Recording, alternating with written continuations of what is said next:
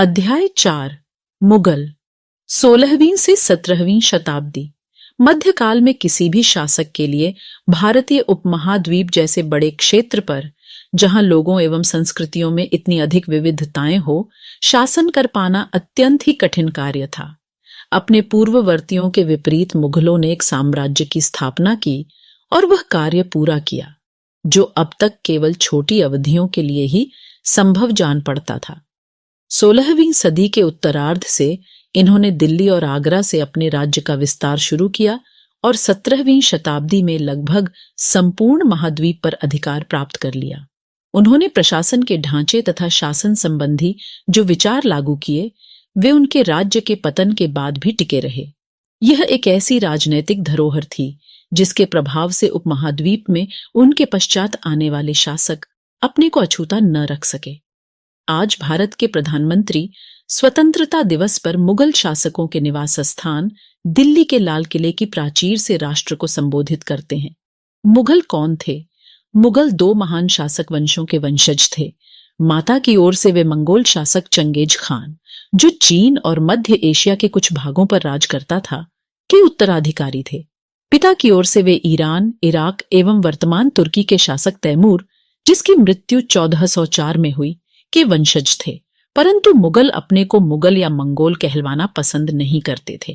ऐसा इसलिए था क्योंकि चंगेज खान से जुड़ी स्मृतियां सैकड़ों व्यक्तियों के नरसंहार से संबंधित थीं। यही स्मृतियां मुगलों के प्रतियोगियों उज्बेगों से भी संबंधित थीं। दूसरी तरफ मुगल तैमूर के वंशज होने पर गर्व का अनुभव करते थे, ज्यादा इसलिए क्योंकि उनके इस महान पूर्वज ने 1398 में दिल्ली पर कब्जा कर लिया था। उन्होंने अपनी वंशावली का प्रदर्शन चित्र बनवा कर किया। प्रत्येक मुगल शासक ने तैमूर के साथ अपना चित्र बनवाया।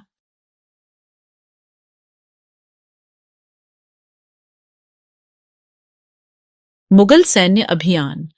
प्रथम मुगल शासक बाबर 1526 से 1530 ने जब 1494 में फरगना राज्य का उत्तराधिकार प्राप्त किया तो उसकी उम्र केवल 12 वर्ष की थी। मंगोलों की दूसरी शाखा उज्बेगों के आक्रमण के कारण उसे अपनी पैतृक गद्दी छोड़नी पड़ी। अनेक वर्षों तक भटकने के बाद उसने 1504 में काबुल पर कब्जा कर लिया। उसने 1526 में दिल्ली के सुल्तान इब्राहिम लोदी को पानीपत में हराया और दिल्ली और आगरा को अपने कब्जे में कर लिया। इस चित्र में 16वीं शताब्दी के युद्धों में तोप और गोलाबारी का पहली बार इस्तेमाल हुआ। बाबर ने इनका पानीपत की पहली लड़ाई में प्रभावी ढंग से प्रयोग किया। उत्तराधिकार की मुगल परंपराएं। मुगल ज्येष्ठाधिकार के नियम में विश्वास नहीं करते थे, जिसमें ज्येष्ठ पुत्र अपने पिता के राज्य का उत्तराधिकारी होता था। इसके विपरीत उत्तराधिकार में वे सहादायाद की मुगल और तैमूर वंशों की प्रथा को अपनाते थे, जिसमें उत्तराधिकार का विभाजन समस्त पुत्रों में कर दिया जाता था। आपके अनुसार उत्तराधिकार का कौन सा तरीका सही था, ज्येष्ठाधिकार या सहदायाद? मुगलों के अन्य शासकों के साथ संबंध। मुगलों ने उन शासकों के विरुद्ध लगातार अभियान किए जिन्होंने उनकी सत्ता को स्वीकार करने से इनकार कर दिया। जब मुगल शक्तिशाली हो गए तो अन्य कई शासकों ने स्वेच्छा से उनकी सत्ता स्वीकार कर ली। राजपूत इसका एक अच्छा उदाहरण है। अनेकों ने मुगल घराने में अपनी पुत्रियों के विवाह करके उच्च पद प्राप्त किए, परंतु कियों ने विरोध भी किया।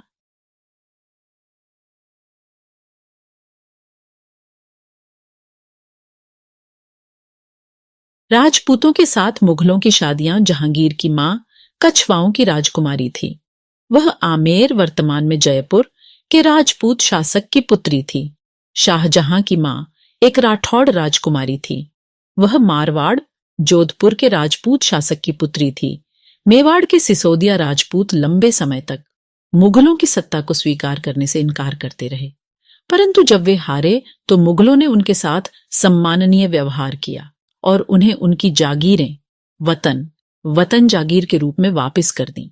पराजित करने परंतु अपमानित न करने के बीच सावधानी से बनाए गए संतुलन की वजह से मुगल भारत के अनेक शासकों और सरदारों पर अपना प्रभाव बढ़ा पाए, परंतु इस संतुलन को हमेशा बरकरार रखना कठिन था। मनसबदार और जागीरदार। जैसे जैसे साम्राज्य में विभिन्न क्षेत्र सम्मिलित होते गए, वैसे वैसे मुगलों ने तरह तरह के सामाजिक समूहों के सदस्यों को प्रशासन में नियुक्त करना आरंभ किया।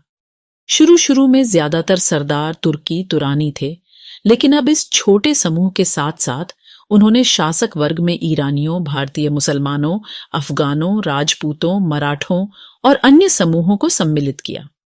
मुगलों की सेवा में आने वाले नौकरशाह मनसबदार कहलाए।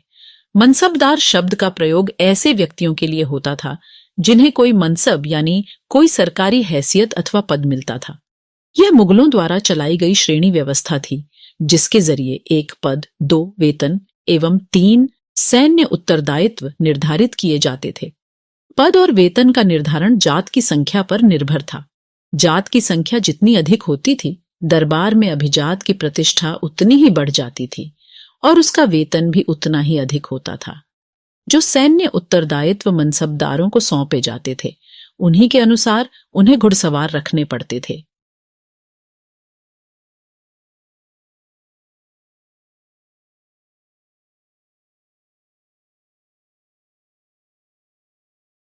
जात की श्रेणियां। 5000 जात वाले अभिजातों की प्रतिष्ठा 1000 जात वाले अभिजातों से ज्यादा थी। अकबर के शासनकाल में 29 ऐसे मनसबदार थे जो 5000 जात की पदवी के थे। औरंगजेब के शासनकाल तक ऐसे मनसबदारों की संख्या 79 हो गई। क्या इसका अर्थ यह हुआ कि राज्य का खर्चा बढ़ गया? मनसबदार अपने सवारों को निरीक्षण के लिए लाते थे। वे अपने सैनिकों के घोड़ों को दगवाते थे एवं सैनिकों का पंजीकरण करवाते थे। इन कार्यवाहियों के बाद ही उन्हें सैनिकों को वेतन देने के लिए धन मिलता था। मनसबदार अपना वेतन राजस्व एकत्रित करने वाली भूमि के रूप में पाते थे, जिन्हें जागीर कहते थे और जो तकरीबन इक्ताओं के समान थीं। परंतु मनसबदार मुक्तियों से भिन्न अपने जागीरों पर नहीं रहते थे और न ही उन पर प्रशासन करते थे। उनके पास अपनी जागीरों से केवल राजस्व एकत्रित करने का अधिकार था। यह राजस्व उनके नौकर उनके लिए एकत्रित करते थे, जबकि वे स्वयं देश के किसी अन्य भाग में सेवारत रहते थे। अकबर के शासनकाल में इन जागीरों का सावधानी पूर्वक आकलन किया जाता था, ताकि इनका राजस्व मनसबदार के वेतन के तकरीबन बराबर रहे। औरंगजेब के शासनकाल तक पहुंचते पहुंचते स्थिति बदल गई। अब प्राप्त राजस्व मनसबदार के वेतन से बहुत कम था। मनसबदारों की संख्या में भी अत्यधिक वृद्धि हुई, जिसके कारण उन्हें जागीर मिलने से पहले एक लंबा इंतजार करना पड़ता था। इन सभी कारणों से जागीरों की संख्या में कमी हो गई। फलस्वरूप कई जागीरदार जागीर रहने पर यह कोशिश करते थे कि जितना राजस्व वसूल कर सकें कर लें। अपने शासनकाल के अंतिम वर्षों में औरंगजेब इन परिवर्तनों पर नियंत्रण नहीं रख पाया। इस कारण किसानों को अत्यधिक मुसीबतों का सामना करना पड़ा।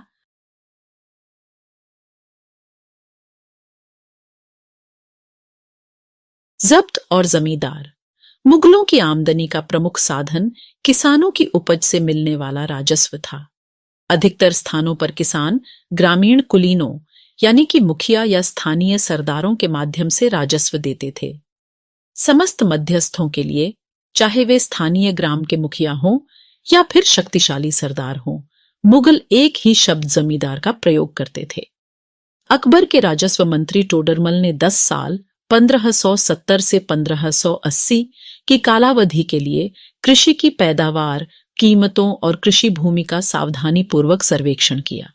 इन आंकड़ों के आधार पर प्रत्येक फसल पर नकद के रूप में कर राजस्व निश्चित कर दिया गया। प्रत्येक सूबे प्रांत को राजस्व मंडलों में बांटा गया और प्रत्येक की हर फसल के लिए राजस्व दर की अलग सूची बनाई गई। राजस्व प्राप्त करने की इस व्यवस्था को जब्त कहा जाता था। यह व्यवस्था उन स्थानों पर प्रचलित थी जहां पर मुगल प्रशासनिक अधिकारी भूमि का निरीक्षण कर सकते थे और सावधानी पूर्वक उनका हिसाब रख सकते थे। ऐसा निरीक्षण गुजरात और बंगाल जैसे प्रांतों में संभव नहीं हो पाया। कुछ क्षेत्रों में जमींदार इतने शक्तिशाली थे कि मुगल प्रशासकों द्वारा शोषण किए जाने की स्थिति में वे विद्रोह कर सकते थे। कभी कभी एक ही जाति के जमींदार और किसान मुगल सत्ता के खिलाफ मिलकर विद्रोह कर देते थे। 17वीं शताब्दी के आखिर से ऐसे किसान विद्रोहों ने मुगल साम्राज्य के स्थायित्व को चुनौती दी। इस चित्र में शाहजहां के राजकाल के एक लघु चित्र के ब्यौरे। यहां जहांगीर के समय के भ्रष्टाचार को दिखाया गया है। 1. भ्रष्ट अफसर रिश्वत लेते हुए। 2. एक कर अधिकारी गरीब किसानों को सजा देते हुए।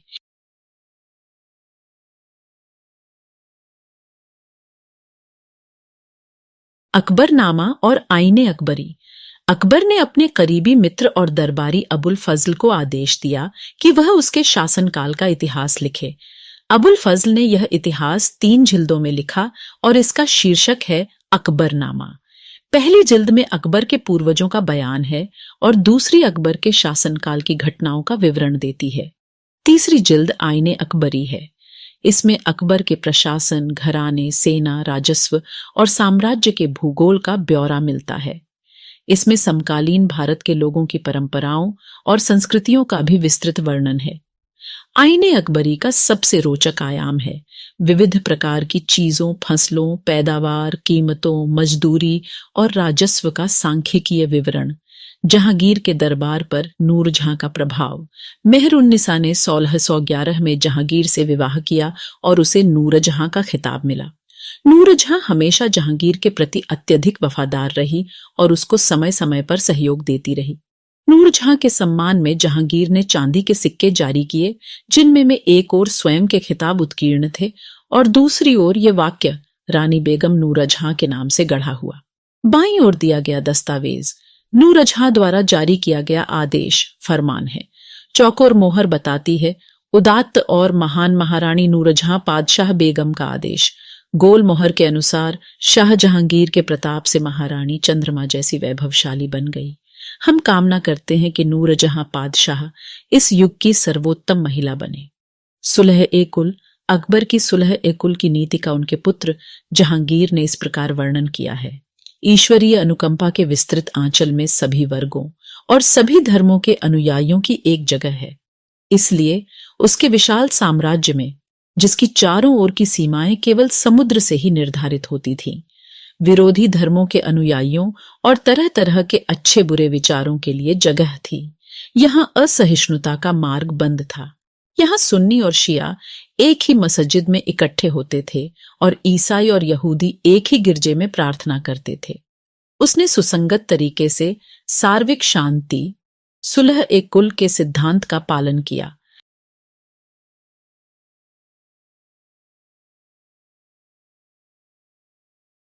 सत्रहवीं शताब्दी में और उसके पश्चात मुगल साम्राज्य की प्रशासनिक और सैनिक कुशलता के फलस्वरूप आर्थिक और वाणिज्यिक समृद्धि में वृद्धि हुई। विदेशी यात्रियों ने इसे वैसा धनी देश बताया जैसा कि किस्से कहानियों में वर्णित होता रहा है, परंतु यही यात्री इसी प्रचुरता के साथ मिलने वाली दरिद्रता को देखकर विस्मित रह गए। सामाजिक असमानताएं साफ दिखाई पड़ती थीं। शाहजहां के शासनकाल के 20वें वर्ष के दस्तावेजों से हमें पता चलता है कि ऐसे मनसबदार जिनको उच्चतम पद प्राप्त था, कुल 8000 में से 445 ही थे। कुल मनसबदारों की एक छोटी संख्या 5.6% को ही साम्राज्य के अनुमानित राजस्व का 61.5% स्वयं उनके व उनके सवारों के वेतन के रूप में दिया जाता था। मुगल सम्राट और उनके मनसबदार अपनी आय का बहुत बड़ा भाग वेतन और वस्तुओं पर लगा देते थे। इस खर्चे से शिल्पकारों और किसानों को लाभ होता था, चूंकि वे वस्तुओं और फसल की पूर्ति करते थे, परंतु राजस्व का भार इतना था कि प्राथमिक उत्पादकों, किसान और शिल्पकारों के पास निवेश के लिए बहुत कम धन बचता था। इनमें से जो बहुत गरीब थे, मुश्किल से ही पेट भर पाते थे। वे उत्पादन शक्ति बढ़ाने के लिए अतिरिक्त संसाधनों में, औजारों और अन्य वस्तुओं में निवेश करने की बात सोच भी नहीं सकते थे। ऐसी अर्थव्यवस्था में ज्यादा धनी किसान, शिल्पकारों के समूह, व्यापारी और महाजन ज्यादा लाभ उठाते थे। मुगलों के कुलीन वर्ग के हाथों में बहुत धन और संसाधन थे, जिनके कारण 17वीं सदी के अंतिम वर्षों में वे अत्यधिक शक्तिशाली हो गए। जैसे जैसे मुगल सम्राट की सत्ता पतन की ओर बढ़ती गई, वैसे वैसे विभिन्न क्षेत्रों में सम्राट के सेवक स्वयं ही सत्ता के शक्तिशाली केंद्र बनने लगे। इनमें से कुछ ने नए वंश स्थापित किए और हैदराबाद एवं अवध जैसे प्रांतों में अपना नियंत्रण जमाया। यद्यपि वे दिल्ली के मुगल सम्राट को स्वामी के रूप में मान्यता देते रहे, तथापि 18वीं शताब्दी तक साम्राज्य के कई प्रांत अपनी स्वतंत्र राजनैतिक पहचान बना चुके थे।